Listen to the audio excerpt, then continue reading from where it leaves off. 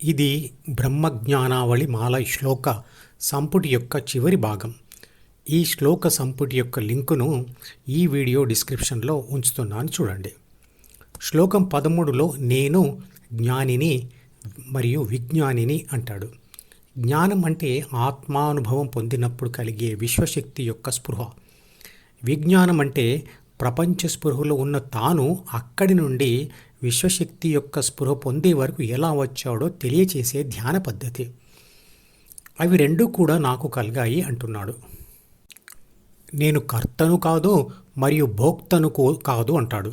అంటే మనిషి చేసే ఏ పని జరగడానికైనా ప్రాథమిక మనసుయే మొదటి కర్త, తర్వాత ద్వితీయ మనసు రెండవ కర్త. ఆత్మశక్తి వాటిని అనుసరిస్తుంది అంతే. స్విచ్ వరకు వచ్చి ఆగిన విద్యుత్ శక్తి ఎలా నిర్లిప్తంగా ఉండి స్విచ్ వేయగానే వచ్చి బల్బును వెలిగిస్తుందో, అలాగే ప్రాథమిక మనసు అయినా ద్వితీయ మనసు అయినా స్విచ్ లాగా పనిచేస్తూ ఆత్మచేత పనులు చేయిస్తుంది. ఈ రెండు మనసులను విడిచిన ఆత్మ ఇక ఏ పని చేయదు. పని చేయకపోవడం వల్ల ఫలితం కూడా రాదు, కాబట్టి అనుభవించడం కూడా ఉండదు కదా. అందుకే నేను భోక్తను కాదు అంటాడు. అంటే అనుభవించేవాడిని కూడా కాదు.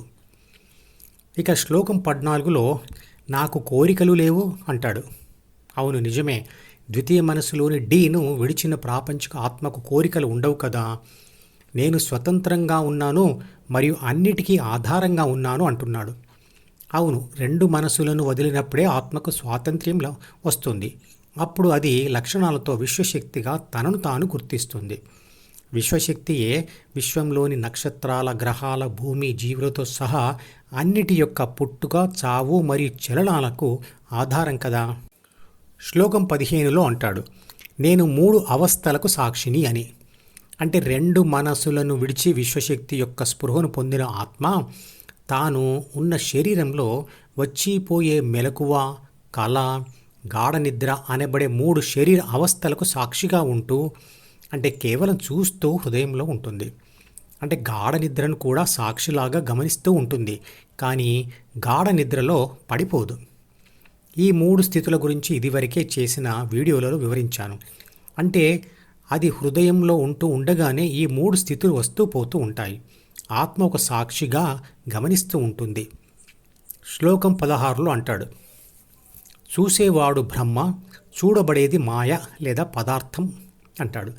ఆత్మ అన్నా, పరమాత్మ అన్నా, బ్రహ్మ అన్నా, పరబ్రహ్మ అన్నా అంతా ఒకటే. రెండు మనసులను విడిచిన ఆత్మ విశ్వశక్తిగా శరీరంలోనే ఉంటూ మనసును, శరీరాన్ని మరియు పదార్థ ప్రపంచాన్ని ఒక మాయగానే, అంటే ఒక పదార్థంగానే గుర్తిస్తుంది. శ్లోకం 17లో అంటాడు, ఈ జ్ఞానం సాధించినవాడు ముక్తుడు. అంటే ధ్యానం చేస్తూ రెండు మనసులను విడిచి ఆత్మను హృదయంలో స్థిరంగా ఉంచి విశ్వశక్తి యొక్క స్పృహను పొందినవాడు ముక్తుడు. శ్లోకం 18లో అంతా బ్రహ్మయే అంటాడు. అంటే అంతటా విశ్వశక్తియే వ్యాపించి ఉంది అని అర్థం. శ్లోకం 19లో బ్రహ్మ ఒకటే సత్యం, జీవుడే బ్రహ్మ అంటాడు. విశ్వశక్తి నుంచి వచ్చిన ఆత్మశక్తి శాశ్వతం, అదే జీవుడు. అది ధ్యానం చేస్తూ ఉంటే చివరిగా తానే పరమాత్మ అని గుర్తిస్తుంది. విశ్వశక్తి మరియు అన్ని శక్తులు శాశ్వతం, ఆత్మయే విశ్వశక్తి. ఇక శ్లోకం 20లో నేనే అంతటా ఉండే జ్యోతిని అంటాడు. అంటే మనసు నుండి ముక్తి పొందిన ఆత్మయే విశ్వశక్తి, అది అంతటా ఉంది. ఇత్తడితో బ్రహ్మజ్ఞానావళి మాల సమాప్తం. ఈ మధుపదం యూట్యూబ్ ఛానల్ వీడియోని సబ్స్క్రైబ్ చేసి గంట గుర్తును నొక్కి ఆల్ని సెలెక్ట్ చేసి ప్రతిరోజు యూట్యూబ్ ఓపెన్ చేసి అడుగున ఉన్న సబ్స్క్రిప్షన్ బటన్ నొక్కితే అన్ని లేటెస్ట్ వీడియోలు చూడవచ్చు.